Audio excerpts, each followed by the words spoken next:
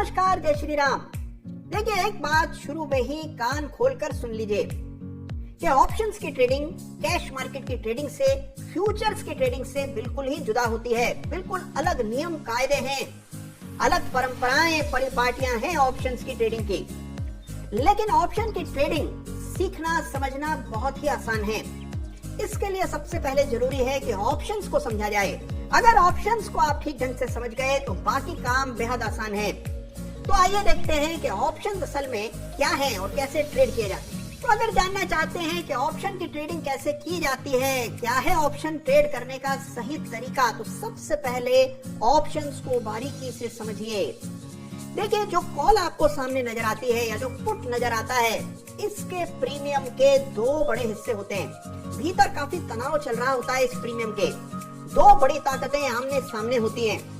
Option की कीमत के दो हिस्से होते हैं।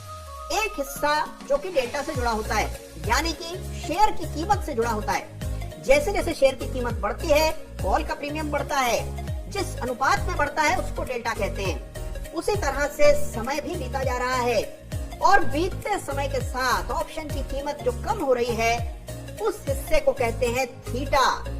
इन दोनों के टकराव से ही ऑप्शन की ट्रेडिंग होती है। आइए इसको एक एग्जांपल के जरिए समझते हैं। मान लीजिए रिलायंस का भाव चल रहा है 2518 और 2500 की रिलायंस की कॉल आप खरीदते हैं। एक्सपायरी में अभी कोई 9-10 दिन बाकी हैं। अब आप देखिए, इस कॉल को खरीदने के लिए मान लीजिए आपने 65 रुपए खर्च किए। 65 रुपीज इस कॉल का प्रीमियम चल रहा है। तो याद रखिए कि इस प्रीमियम के दो हिस्से होते हैं। एक हिस्सा जो कि टाइम से जुड़ा हुआ है और दूसरा हिस्सा जो कि शेयर की कीमत से जुड़ा हुआ है। जैसे इस कॉल की अगर बात करें तो इसमें लगभग 18 रुपए जुड़े हुए हैं शेयर की कीमत से सीधे तौर पर, और बाकी के 47 रुपए जुड़े हुए हैं समय से। यानी कि जैसे जैसे समय बीतेगा ये 47 रुपए जीरो हो जाएंगे। तो देखिए, ये 47 रुपए है एक्सपायरी तक का भाड़ा, यानी कि इस ऑप्शन की टाइम वैल्यू। हर दिन के भाड़े को थीटा कहा जाता है, यानी कि अगर इस 47 को 9 से भाग कर दें तो थीटा निकल आता है। और हर दिन जैसे जैसे समय बीतेगा आपको थीटा का नुकसान परस्पर निरंतर बिना रोक के होता रहेगा। तो देखिए, कई लोग मुझे कहते हैं कि ऑप्शंस में हम इस वजह से नहीं कमा पा रहे हैं कि टाइम वैल्यू ऑप्शंस में हमारी सारी कमाई खा जाती है। देखिए, इसमें दोष ऑप्शंस का नहीं है, इसमें दोष आपकी समझ का है। ऑप्शंस पर किराया साफ लिखा हुआ होता है, यानी कि अगर आप ये ऑप्शन खरीद रहे हैं, इतनी टाइम वैल्यू इतने समय में आपसे ली जाएगी, ये बात तो पहले दिन ही साफ होती है। आपको यह तय करना है कि क्या आपका शेयर इतनी ताकत रखता है कि इस किराए को आप भुगत पाएंगे। देखिए, इसको इस तरह समझिए कि मान लीजिए आप बाजार से बड़ा ही लाल सुंदर सेब खरीद करके लाए। अब आप उसको निहारते बैठे हैं, देख रहे हैं, लेकिन उसका सेवन आपने नहीं किया। समय बीतता जाएगा और वो सेब मुरझाता जाएगा और फिर एक समय पूरी तरह से सड़ गल जाएगा। अब इसमें दुकानदार को दोष देने से कुछ नहीं होगा। तो देखिए, ऑप्शंस भी बिल्कुल इसी तरह से होते हैं। उनकी भी एक तय शेल्फ लाइफ होती है। अगर आप समय पर ऑप्शन का सेवन न कर पाए, यानी कि उससे एग्जिट सही समय पर नहीं लिया, तो इसका मतलब आपका ये ऑप्शन सड़ने वाला है। टाइम वैल्यू के चलते आपका पूरा पैसा जीरो हो जाता है। तो याद रखिए कि सही समय पर ऑप्शन से बाहर निकलना बेहद जरूरी होता है। ये मान करके चलिए कि जो भी नुकसान टाइम वैल्यू से होगा, यानी कि जो भी किराया भुगतना पड़ेगा, उससे ज्यादा फायदा शेयर की कीमत के चलने से होना चाहिए। जब ये बात आपके दिमाग में, जहन में आ जाती है, आप तुरंत समझ जाते हैं कि ऑप्शन को कम से कम समय के लिए रखना चाहिए, जिससे कि कम से कम किराया देना पड़े। आप ये भी समझ जाते हैं कि पैसा तभी बनेगा जब आपके खरीदने के तुरंत बाद प्राइस में कोई बड़ा मूव आता हुआ दिखाई पड़े। अगर मूव छोटे छोटे आते हैं, धीरे धीरे आते हैं, तो किराया इतना हो जाता है कि आप कमा नहीं पाते। ऑप्शन खरीदने में जबरदस्त पैसा बनता है, लेकिन याद रखिए कि ट्रेंड और मोमेंटम आपके हक में होना चाहिए। चार्ट पर कोई खास रेजिस्टेंस सामने नहीं होनी चाहिए, तभी पैसा बनता है। तो देखिए, एक बात अपने जहन में बसा लीजिएगा कि ऑप्शन की ट्रेडिंग में आपको फुर्तीला होना पड़ेगा। आप बैठे नहीं रह सकते। मान लीजिए आपने कोई कॉल खरीदी और उसके बाद मूव नहीं आ रहा है, आपको तुरंत नुकसान लेकर के बाहर आना होगा। नुकसान छोटे छोटे होने चाहिए और जब मूव आए तो पूरा पूरा फायदा उसका आप उठा पाए, इसके लिए आपको तैयारी बंदोबस्त रखना होता है।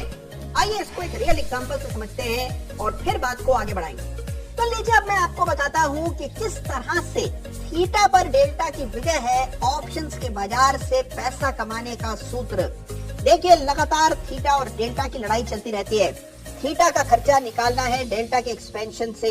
अब आइए कल ही का एग्जांपल ले लेते हैं। कल यानी कि 12 जनवरी 2022 को रिलायंस के चार्ट पर सुबह सवेरे बड़ा ब्रेकआउट हुआ।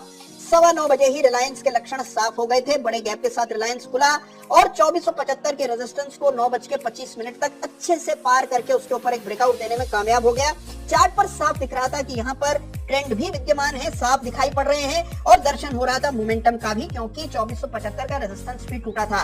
ट्रेंड और मोमेंटम दोनों थे। इस बात का यकीन था कि तुरंत तेजी बनेगी। याद रखिए कि ऑप्शंस में पैसा तभी बनेगा जब किराया कम से कम देना पड़ेगा, तुरंत मूव आएगा, जिससे कि कम समय तक पोजीशन को होल्ड करना पड़े और तुरंत आपको इंपैक्ट आता हुआ दिखे। अगर आपका शेयर सुस्त है, धीरे धीरे करके चल रहा है, सामने रेजिस्टेंसेस हैं, ट्रेंड का कुछ अता पता नहीं है, मोमेंटम तो दिखाई नहीं दे रहा, फिर अगर आप कॉल खरीदेंगे तो आपको किराया भारी पड़ेगा। लेकिन अगर काम चल रहा होगा, आपका मोमेंटम है, ग्राहक आ रहे हैं, जा रहे हैं, तो फिर देखिए आपको किराया कभी भी भारी नहीं पड़ता। यहाँ पर ब्रेकआउट हुआ 2480 के भाव पर। आपने कहा चलिए कॉल खरीदते हैं। कौन सी कॉल खरीदेंगे? 2500 की मान लीजिए आपने सोचा खरीदते हैं। 48 रुपए का भाव है। आइए 2500 की कॉल का इंट्राडे चार्ट देखते हैं।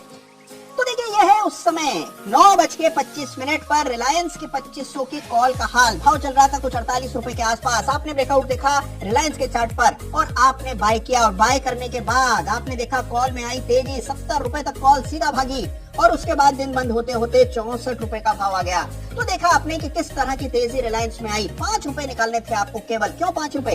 देखिए 48 रुपए की कॉल खरीदी थी, एक्सपायरी में अभी 9-10 दिन बचे थे। इसका मतलब एक दिन का भाड़ा हुआ लगभग 4-5 रुपए का। 5 रुपए कॉल के थीटा के आपको देने हैं। 5 रुपए अगर डेल्टा दे जाता है तो आपका धंधा प्रॉफिटेबल हो जाएगा। लेकिन अगर 5 रुपए नहीं निकाल पाए, हाँ ये याद रखिएगा कि 5 रुपए निकालने के लिए रिलायंस को 5 रुपए नहीं बल्कि 10 रुपए चलना पड़ेगा, क्योंकि जो कॉल हमने खरीदी है उसका डेल्टा 0.5-0.4 के आसपास रहा होगा। इसका मतलब जब रिलायंस में 10-12 रुपए की तेजी बनेगी तब आपके 5 रुपए निकल जाएंगे, जिसका आपको भाड़ा भरना है। और उसके बाद अगर रिलायंस बढ़ता है तब आपको प्रॉफिट आएगा। तो ये छोटी सी कैलकुलेशन अगर अपने दिमाग में बिठा लें तो ऑप्शन के बाजार में कभी चूक नहीं होगी। याद रखें कि अगर यही कार्रवाई आपने पिछले दिन कर ली होती, यानी कि मंगलवार के दिन अगर यही किया होता इस ब्रेकआउट पर बाय, तो फिर ये ट्रेड प्रॉफिटेबल नहीं होता। और उसकी वजह क्या थी? सामने रेजिस्टेंस थी। जहां पर ब्रेकआउट हुआ पिछले दिन की रेजिस्टेंस सामने नजर आ रही थी रिलायंस के चार्ट पर। आइए देख लेते हैं। तो देखिए अगर आप रिलायंस का चार्ट देखते तो आप पाते हैं कि जहां हम ब्रेकआउट देख रहे थे वहीं पुरानी रेजिस्टेंस मूव बाय खड़ी थी और इसी वजह से अगर आपने यहां पर खरीदा होता तो कुछ हाथ नहीं लगता। जहां पर कॉल सवेरे खुली थी वहीं बंद हो गई। लेकिन अगर सही समय पर मोमेंटम और ट्रेंड का ख्याल रख करके आप खरीदेंगे तो थीटा क्या, थीटा से बहुत ज्यादा आपको डेल्टा देगा। तो देखा आपने कितना आसान है कैलकुलेट करना कि पर डे का रेंट यानी कि थीटा कितना होगा। और अगर आपको ये पता है कि जो मूव आएगा उसमें थीटा तो निकल ही जाएगा, तो फिर किस बात की चिंता है? लेकिन चिंता तब है जब थीटा बड़ा हो और मूव बहुत ही छोटा आने वाला हो, या मूव आएगा भी या नहीं इसकी गारंटी ना हो, आपको चार्ट पर कोई साफ संकेत नहीं दिखाई पड़ रहा हो। तो देखिए छोटा सा रिस्क लेना है लेकिन पैसा बनता है जबरदस्त। तब जरूरी नहीं है कि इस तरह के मौके आपको रोजाना मिले। अगर महीने में 7-8 बार भी इस तरह के अवसर मिल जाए आपका काम बन जाता है। आपको संतोष रखना होता है। साथ ही ये भी ध्यान रखिएगा कि जो ऑप्शंस इलिक्विड हैं, ज्यादा कारोबार नहीं होता या जिनकी वैल्यू बहुत बड़ी है, मान लीजिए कोई शेयर 10,000 का है, 15,000 का है, उसके ऑप्शंस ट्रेड करना बड़ा ही जोखिम भरा हो सकता है। तो याद रखिए कि अगर आप कायदे से ऑप्शन ट्रेडिंग कर रहे हैं तो जबरदस्त पैसा ऑप्शंस के मार्फत कमाया जाता है। और मेरी इस बात को संजीदगी से लीजिएगा कि अगर ऑप्शन की ट्रेडिंग में आपको लगातार नुकसान हो रहा है तो इसका दोष टाइम वैल्यू पर, टाइम डीके पर मत मढ़िएगा। टाइम तो बीतता ही रहता है, उसकी यही प्रकृति है। टाइम बीतेगा तो ऑप्शन का थीटा डीके होगा ही। ये बात तो आपको पहले ही पता होती है जब आप ऑप्शन खरीदते हैं। तो इसमें किस प्रकार का आश्चर्य है? समस्या इस बात की है कि आपके शेयर में इतना दम नहीं होता कि वो टाइम वैल्यू को कवर कर पाए। तो अगर सही शेयर चुना है, मोमेंटम का ख्याल रखा है, ट्रेंड का ख्याल रखा है, तो आपको सफल होने से कोई रोक नहीं सकता। धीरे धीरे करके कदम बढ़ाइए, सही ऑप्शन ट्रेडिंग कीजिए और फिर देखिए मजा। ऑप्शंस आपका साइज बदल देते हैं। छोटी सी रकम से शुरू करके आप बहुत बड़े मुकाम तक पहुंच सकते हैं अगर आप सही ऑप्शन ट्रेडिंग कर रहे हो।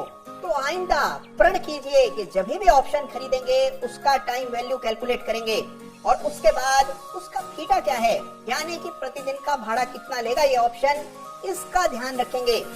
याद रखेंगे कि आपके शेयर में जोर हो, मोमेंटम हो, रफ्तार हो, फन हो, तभी उसका ऑप्शन बाय करेंगे। और थोड़ी फुर्ती रखेंगे, अगर मान लीजिए ट्रेड सफल नहीं हो रहा है तो तुरंत उससे एग्जिट करेंगे, जिससे कम से कम किराया देना पड़े। कभी भी किसी भी मकान में बिना किराए दिए नहीं रहना चाहिए। तो देखिए, अगर ये बात आपको पसंद आई हो, समझ आई हो, तो इस वीडियो को लाइक अवश्य कीजिएगा।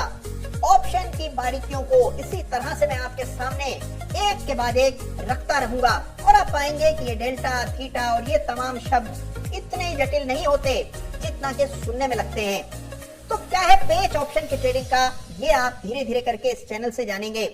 तुरंत प्रभाव से चैनल को सब्सक्राइब करें, आज के वीडियो को लाइक करें, अपना ख्याल रखिए, किराया नोट कीजिए अपने ऑप्शंस का। धन्यवाद आप सबका। जय हिंद, जय भारत।